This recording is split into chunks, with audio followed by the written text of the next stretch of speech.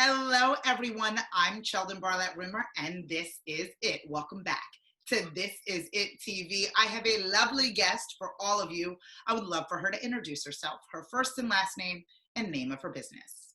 Hi, good morning. I'm Alvina Peat, and my business is Williams Peat Associates. Oh, okay, girl. We are going to talk about what you are up to. You have been busy, even in this quarantine. You have been keeping things moving. Before we talk about what you're doing and what you're up to and what's coming up, let's talk about the nature of your business. What is the nature of it? Because you have some amazing pillars in which you really focus on. So let's share those with the people. So the major focus of my business is women's empowerment and leadership. And through that, doing workshops, coaching, and networking events, it's how I help women empower themselves. And when I talk about empowerment, I talk about 4 areas of empowerment, and I've named them the 4 pillars of empowerment, and they are: I do, I dare, I deserve, and I desire. Ooh, I love them. I love them because so often people don't even recognize those particular things in the way in which they function in their space. And you kind of force them to come to terms with all of those different pillars and how they function within them, right? Yes, yes. As you and I talked in the past, when I was doing my research and continue to do my research because it's never ending. And by research, I mean talking with women, working with women, interacting with women, casually, formally, informally. It was always these 4 areas that they talked about: what they were doing, what was on their plate, what they were managing. And then it was kind of up against what they desired to do. And sometimes it was aligned, but most times the tension was between what they're doing and what they desire to do. And that could have been professionally or personally. And when we would get further into conversation, what I would constantly hear is them being afraid to take that leap or to step out of their comfort zone. So this is what I'm doing, this is what I desire to do, but I'm kind of stuck at that point of being afraid to take that leap, whether it is to leave my current position, start a new business, have a child, whatever it is. And then it was, do I deserve this? You know, those were the 2 things that consistently got in the way of them moving from I do to I desire. Ooh. And not just them, myself. Yes.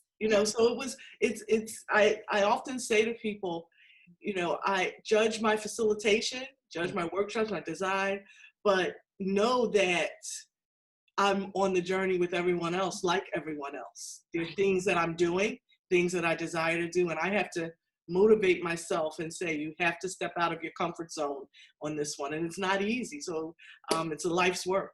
It is a life's work. And I think that that's one of the things that people need to understand, that there is no quick fix. That it is not a situation where you make this declaration and you decide, and then tomorrow you are on the clearest path. Sometimes the educators are also the students, and we participate in, the learning each and every day. So it's more of a mindset shift. And also, really taking an honest look at yourself. And so you've been able to not only focus on those pillars, but deliver them and deliver the education through events, correct? Correct. So back in 2018, I did the first live event called Her Empowerment Retreat. Yeah. And I did a few after that. I had one scheduled for 2020. And of course, we know what happened with that. And so I decided, I don't even know if I decided it, and I like to say it came through me, that it needed to be virtual. I needed to still get the message out there, to work with women, to get them, give them a space really to connect. And I would, again, hear from people about how isolated they were feeling right now. And so then it became, well, how can I do Her virtual? And that's where Her virtual came. And so instead of a full day, like my in-person retreat is a full day event, this is a 90-minute event of women connecting and I like to say focused conversation. So I call it a networking event. I don't necessarily think of it as a retreat, but it could be for some, a break away from the normal.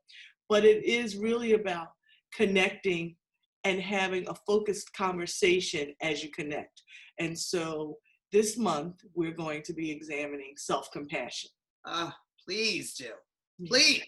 Yeah. Right? Because I feel like that's one of the things, and I love that topic, and you're so insightful when you do determine, what it is you're going to address, because you're really factoring in what's going on, in the world and as it relates to the women in which you serve. And compassion is at the root of everything. Compassion and empathy, not only for others, but for yourself.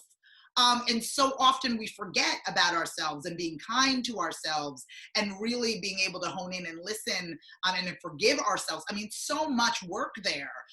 Was it hard for you to determine, especially in a time like this, that would be the theme, or was it one of those things? No, well, it wasn't hard for me to determine because, again, like most things that I do, it comes through me. So it was thinking about, okay, so feedback that I've received from the women who attended the virtual event in May. It was like, this was a really good event.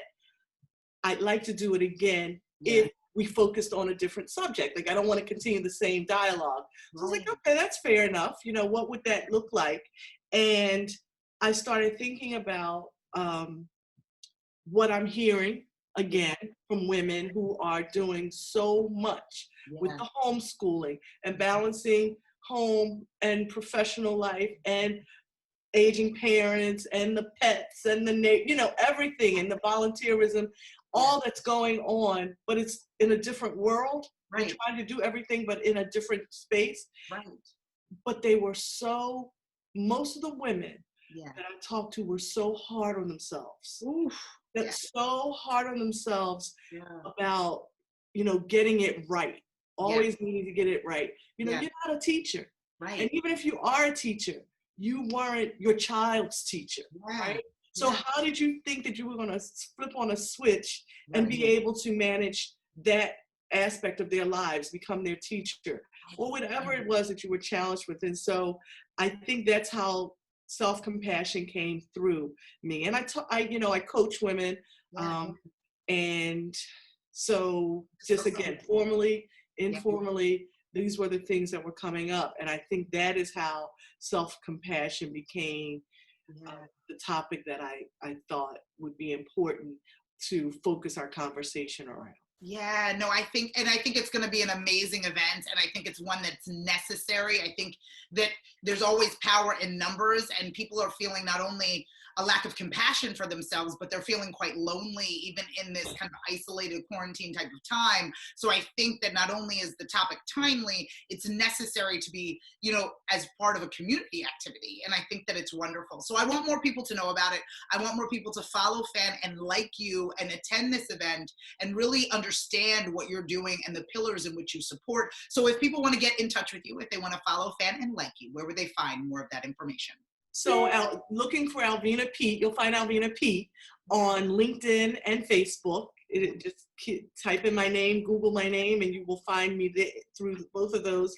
And also my website, Williams Peat Assoc. So that's ASSOC. So one word, Williams, then PEAT, assoc.com is my website. And you'll find tons of information about me and the event.